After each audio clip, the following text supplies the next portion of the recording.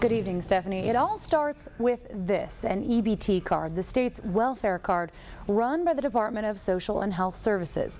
Now, there are two forms of benefits on this card: food stamps to help feed families and cash benefits. The cash benefits are meant to help families under the poverty line pay for their monthly bills, be it rent, utilities, gas.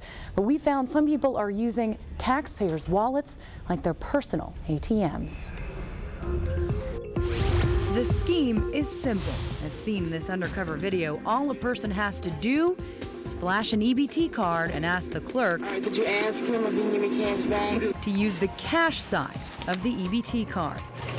Then, despite regulations that forbid welfare cash spent on alcohol, cigarettes, and gambling, you can buy whatever the clerk will allow, including six-packs a package of Marlboro Lights and cigarettes, both against the law.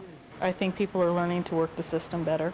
It's no surprise to former convenience store clerk Julie Foster. I go to work and there are people coming in and using it to buy just anything they want, as cigarettes, alcohol.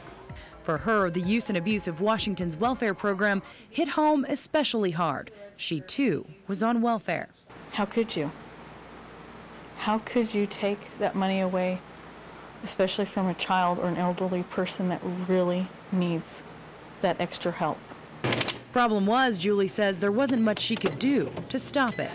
As part of your job, you can't Why not? really say anything because it's not our business, I was told. So KHQ went in search of other mini-marts to find out how bad the problem is.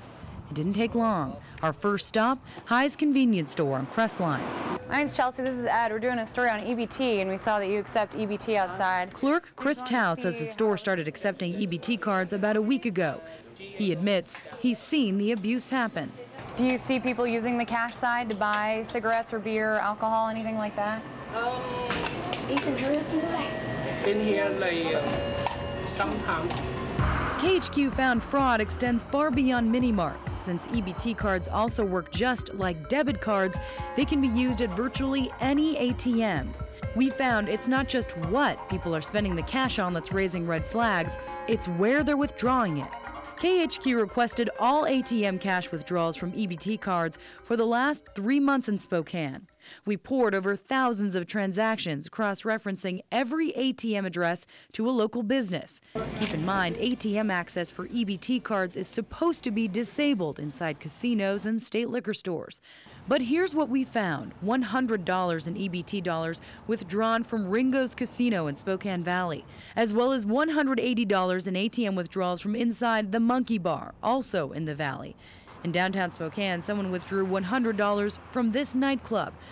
And at a pawn shop on East Sprague, someone withdrew $200. The list of questionable EBT transactions goes on. There's enough for people to be concerned about it, and it's enough for us to do something about it.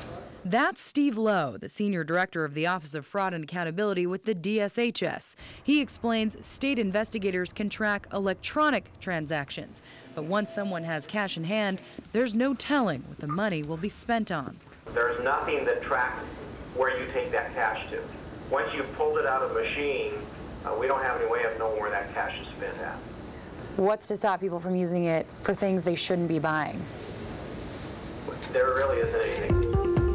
DSHS argues it's not as bad as it seems. Out of 8,000 ATM withdrawals in the month of May, DSHS only dubbed 45 as questionable. Not to mention the state's newly revamped investigative unit, the Office of Fraud and Accountability, which promises to crack down on welfare cheats. So far, the state doubled its team from 5 to 10 fraud investigators across the state. One undercover investigator is already tracking close to 36 cases right here in Spokane. I think there is a problem with EBT sales. We know that, and so that's why we're focusing on trying to curb that. That's going to be my goal, and my job is to come in and really take a look at what's been going on, where is it occurring, how bad the problem is. But for some people like Julie who've witnessed the crimes, they're concerned that's still not enough. There's no check and balances. There is no being held accountable for what you're purchasing. What would you say to people who are deeply concerned that maybe the state isn't doing enough to protect their tax dollars against abuse? But what I would say is that give us a chance. We just started, we're adding people, we're doing things differently. And until those new efforts take full effect, scenes like this will continue happening. Well, as for Julie, she eventually worked her way off the welfare system and says she stopped working at convenience stores because she said she couldn't bear being a part of the welfare fraud problem anymore. Reporting live, I'm Chelsea Kopta, KHQ Local News. I'm Chelsea.